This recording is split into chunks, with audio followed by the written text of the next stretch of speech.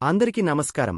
వృషభరాశివారికి June 25, 26, 27 తేదీలలో జరగబోయేది తెలిస్తే ఖచ్చితంగా ఆశ్చర్యపోతారు. వృషభరాశివారికి పట్టిందల్లా కూడా బంగారం కాబోతోంది. ధనవర్షం అనేది కురవబోతోంది. డబ్బుకు ధనద్వారాలు అనేవి తెరుచుకోబోతున్నాయి. అదృష్టం అనేది కలిసిరాబోతోంది. ఆ వివరాలు ఏంటో ఇప్పుడు ఈ వీడియోలో మనం వివరంగా తెలుసుకుందాం. వీడియో ఎక్కడ స్కిప్ చేయొద్దండి. చివరి వరకు చూస్తేనే అసలు మీకు ఎటువంటి అదృష్టం పట్టబోతోంది అని చెప్పి కూడా పూర్తిగా అర్థమవుతుంది. వీడియోలోకి వెళ్లే ముందు మా చిన్న రిక్వెస్ట్ ఏంటంటే, ఇంతకుముందు మా ఛానల్ మీరు సబ్స్క్రైబ్ చేసుకోకపోతే సబ్స్క్రైబ్ చేసుకోండి. అలాగే గంట సింబల్ని క్లిక్ చేయండి. అప్పుడే మీకు మా వీడియోలు నోటిఫికేషన్లో వస్తాయి. అలాగే జై శ్రీకృష్ణ అని కామెంట్ చేయండి. వృషభ రాశివారు అంటేనే స్థిరత్వానికి, నమ్మకానికి మారుపేరు.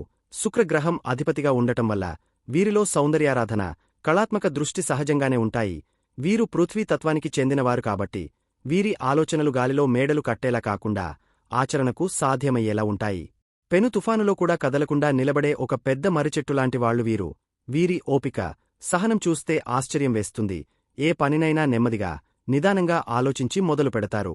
కాని ఒక్కసారి మొదలుపెట్టాక దాన్ని పూర్తి చేసేవరకు వెనక్కి తగ్గరు. కుటుంబ సభ్యులైనా, స్నేహితులైనా సరే, ఎవరైనా కష్టాల్లో ఉన్నప్పుడు ధైర్యం చెప్పడానికి, ఆసరాగా నిలబడటానికి వృషభ రాశివారు ఎప్పుడూ ముందుంటారు. వీరికున్న మరో గొప్ప లక్షణం పట్టుదల. బయటి ప్రపంచానికి అది మొండితనంలా కనిపించవచ్చు. కాని నిజానికి అదే వారి విజయ రహస్యం. ఒక లక్ష్యాన్ని నిర్దేశించుకుంటే దాన్ని సాధించే మార్గంలో ఎన్ని అడ్డంకులు వచ్చినా, ఎంత కష్టపడాల్సి వచ్చినా లెక్కచేయరు. అందుకే వీరు జీవితంలో ఏదో ఒక రంగంలో ఉన్నత స్థాయికి చేరుకుంటారు. ఆర్థిక విషయాలలో వీరికి మంచి పట్టు ఉంటుంది. డబ్బు విలువ వీరికి బాగా తెలుసు. అందుకే అనవసరమైన ఖర్చులు చేయకుండా పొదుపు చేస్తూ తమ వాళ్లకోసం ఒక సురక్షితమైన భవిష్యత్తును నిర్మిస్తారు. వీరికి అప్పగించిన ఏ బాధ్యతనైనా పూర్తి చిత్తశుద్ధితో, నిజాయితీతో పూర్తి చేస్తారు.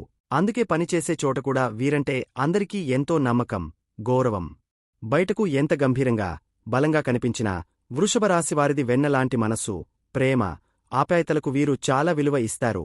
తమ వాళ్లు అని అనుకున్న వారికోసం ఎంత త్యాగానికైనా సిద్ధపడతారు. వీరి స్నేహం, ప్రేమ చాలా విశ్వసనీయమైనవి. అలాగే వీరు జీవితాన్ని ఆస్వాదించడంలో దిట్ట. రుచికరమైన భోజనం, మంచి సంగీతం, అందమైన ప్రదేశాలు, సౌకర్యవంతమైన జీవితం అంటే వీరికి ప్రాణం. కష్టపడి సంపాదించడమే కాదు, ఆ సంపాదనతో సంతోషంగా ఎలా బతకాలో వీరికి తెలిసినంతగా మరెవరికీ తెలియదేమో.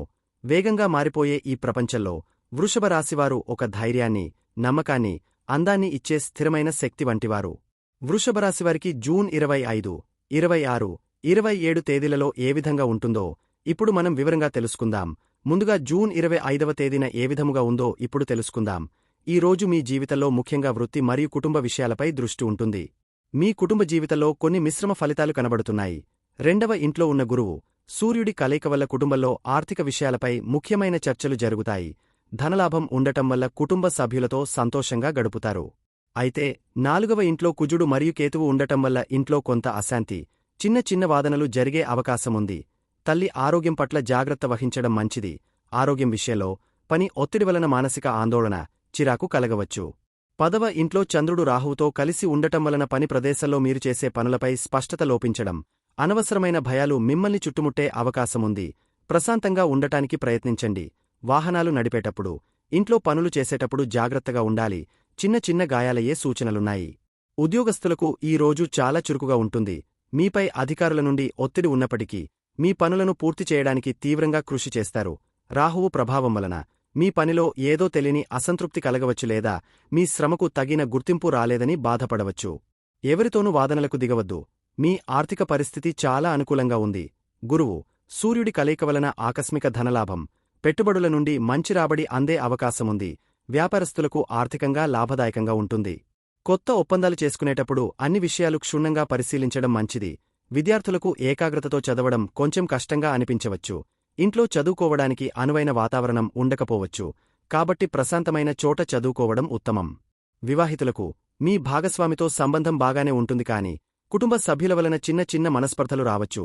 అనవసరమైన ఖర్చులు చేసే అవకాశముంది. ప్రేమికులకు ఈ రోజు అనుకూలంగా ఉంది.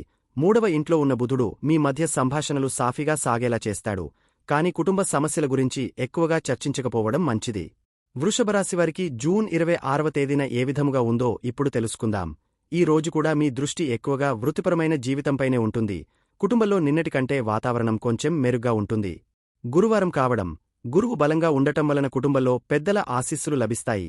ఆర్థిక విషయాలలో సానుకూల నిర్ణయాలు తీసుకుంటారు. అయినప్పటికీ 4వ ఇంట్లో కుజకేతువుల ప్రభావం ఇంకా ఉన్నందున ఆస్తి లేదా వాహన సంబంధిత విషయాలలో జాగ్రత్తగా ఉండాలి. అనవసరమైన వాదనలకు దూరంగా ఉండండి. ఆరోగ్యం విషయంలో నిన్నటి మానసిక ఆందోళన కొంచెం తగ్గుతుంది, కాని పని భారం వలన శారీరక అలసట ఎక్కువగా ఉంటుంది.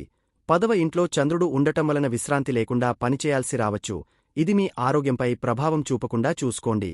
ఉద్యోగస్తులకు పని ఒత్తిడి కొనసాగుతుంది. అయితే నిన్నటిలా గందరగోళం కాకుండా ఏం చేయాలో ఒక స్పష్టత వస్తుంది. మీరు పడే కష్టానికి తగిన ఫలితం తప్పక లభిస్తుందని శనిదేవుడు 11వ ఇంట్లో ఉండి సూచిస్తున్నాడు. సహోద్యోగులతో సఖ్యతగా మెలగండి. ఆర్థికంగా ఈ రోజు కూడా చాలా బాగుంది. ఊహించని మార్గాల నుండి డబ్బు చేతికి అందుతుంది.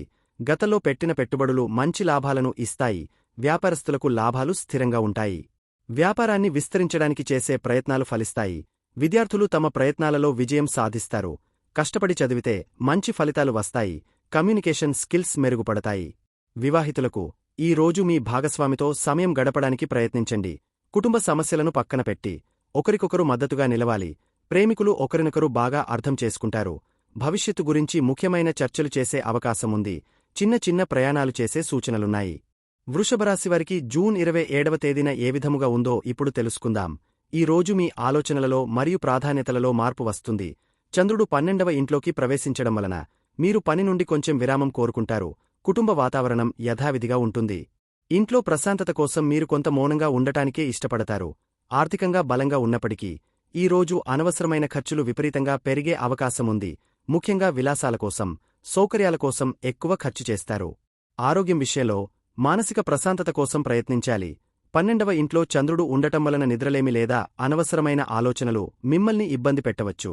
ధ్యానం లేదా యోగా చేయడం వలన ప్రయోజనముంటుంది. ఉద్యోగస్తులు ఈ రోజు పనిలో అంత చురుకుగా పాల్గొనలేకపోవచ్చు. వారాంతం కావడంతో పనులను ముగించి విశ్రాంతి తీసుకోవాలని బలంగా కోరుకుంటారు. కొత్త ప్రాజెక్టులు ప్రారంభించడానికి ఇది సరైన రోజు కాదు. ఆర్థికంగా డబ్బు చేతికి వచ్చినట్టే వచ్చి ఖర్చయిపోతుంది. కాబట్టి ఖర్చుల విషయంలో చాలా జాగ్రత్తగా ఉండాలి.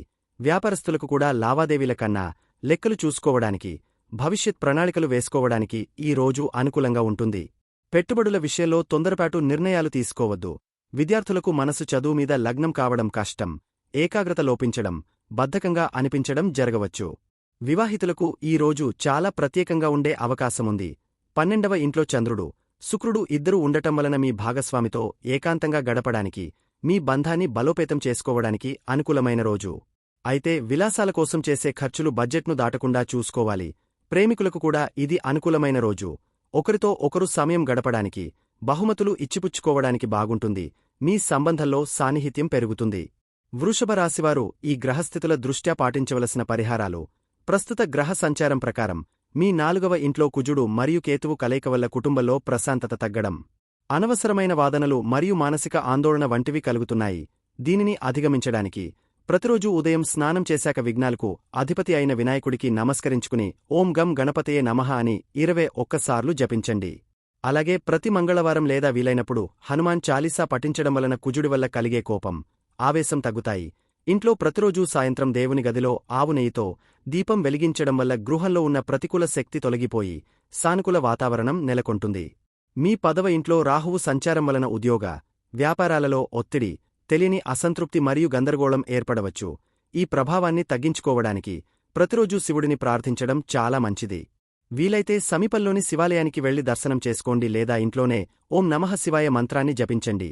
అలాగే మీ రాస్యాధిపతి అయిన శుక్రుడు 12వ ఇంట్లో ఉండటం వలన ఖర్చులు పెరిగే అవకాశముంది. దీనికి పరిహారంగా ప్రతి శుక్రవారం లక్ష్మీదేవిని పూజించి పేదవారికి లేదా అవసరమైన వారికి పాలు, పెరుగు, పంచదార వంటి తెల్లని పదార్థాలను దానం చేయడం వల్ల ఆర్థిక ఇబ్బందులు తొలగి లక్ష్మీదేవి అనుగ్రహం కలుగుతుంది.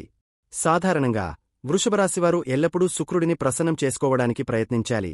దీనికోసం మీరు ఎప్పుడూ శుభ్రమైన, మంచి సువాసన వచ్చే బట్టలు ధరించండి. మీ ఇష్టదైవం లక్ష్మీదేవి కాబట్టి రోజూ అమ్మవారిని స్మరించుకోవడం మీకు మేలు చేస్తుంది. వీటన్నిటితో పాటు మూగజీవాలకు సేవ చేయడం గొప్ప పరిహారం. ముఖ్యంగా ఆవుకు పచ్చగడ్డి లేదా అరటిపండు తినిపించడం, వీధి కుక్కలకు ఆహారం పెట్టడం వలన శని, కేతువుల దోషాలు తొలగిపోయి మీ పనులలో ఆటంకాలు తగ్గి మంచి ఫలితాలు కలుగుతాయి. ఈ చిన్న చిన్న పరిహారాలు భక్తి శ్రద్ధలతో పాటిస్తే గ్రహాల అనుగ్రహం తప్పక లభిస్తుంది. వృషభరాశివారికి ఎలా ఉండబోతుంది చూశారు కదండి. ఈ వీడియో గనక మీకు నచ్చినట్లయితే ప్లీజ్ లైక్ చేసి మీ ఫ్రెండ్స్కి షేర్ చేయండి. అలాగే జై శ్రీకృష్ణ అని కామెంట్ చేయండి.